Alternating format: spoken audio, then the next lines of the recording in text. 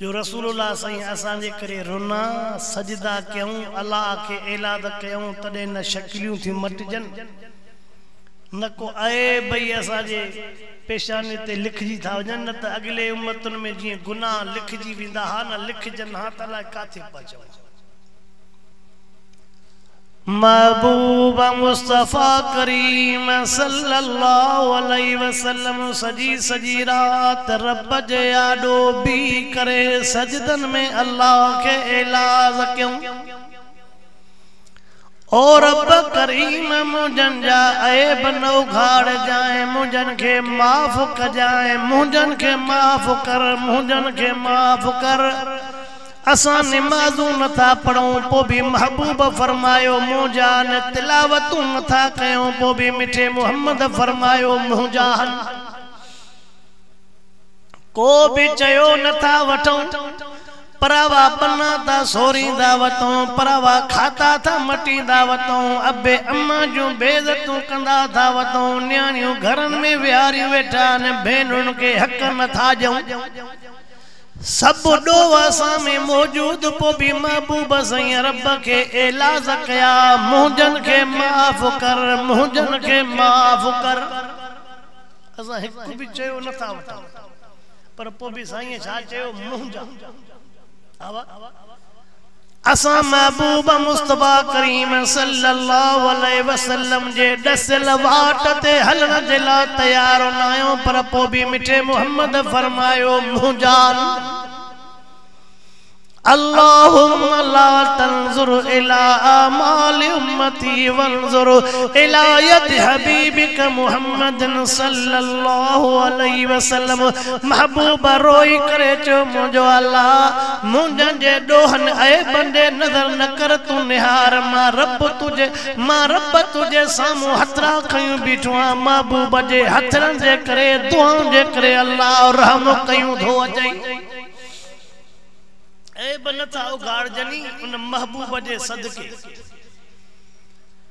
हुजूर अनवर अलैहिस्सलातु वस्सलाम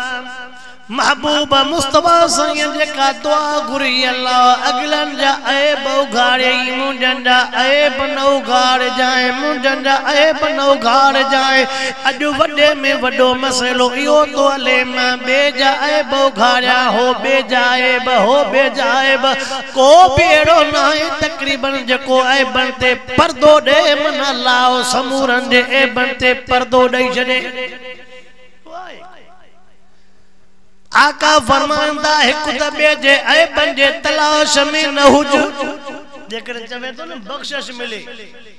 number पेरे बेते ऐबन जे तलाश में न हुजो के जो ऐब मिली वनई त ऐब ज़ाहिर न कजाए ऐब ज़ाहिर न कजाए अल्लाह जो नालो सतार मना ढकनहारो महबूब से फरमायो मन सतर मुस्लिमन सतरहुल्लाह यौमल क़ियामा फरमाइंदा जे को बेजा ऐब ढकींदो अल्लाह ऐब ढकींदड़ जा क़यामत वारे ॾियारे ऐब ढकी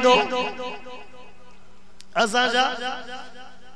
अवाम तोखे तो बुधाए या गाल बे के न बुधाए वो चंदो अदा मा तोखे तो बुधाए तू या गाल के सजन कलोड़न के बुधाई दो नंदी बाग पई वडी बाग पई पर चंदो के बुधाए जाना अरे न को लौड में ऐलान करया जान छटलो आवा पर चंदो बे के बुधाए जा अदा मां त झलियो मां पर जने तुझे अंदर पाण बंद न कई त बियो शो बंद कर अल्लाह जो वास्तो तव मुसलमानो नमाज पंजे जाए ते इबादत या तिलावत पंजे जाए ते इबादत या कुछ हकीकी मुसलमान भी थियूं ज़बानी मुसलमान मां पंजे जिले खैरपुर जो वहां के मिसाल तो ॾियणो चाहियां त ऐब ढकण जे करे रब कीअं तो मेहरबानी करे एड़ो को आए माण्हू जंहिंमें ऐब न हुजे मां जॾहिं पाण भरियो पियो आ त पोइ ॿियनि जा ऐब कहिड़ा तलाश कंदो पेरन को वठी करे मथे ते वार वार मुंहिंजो जॾहिं ॾोहन गुनाहन में भरियल लात मां ॿिए खे छा चवां आवाज़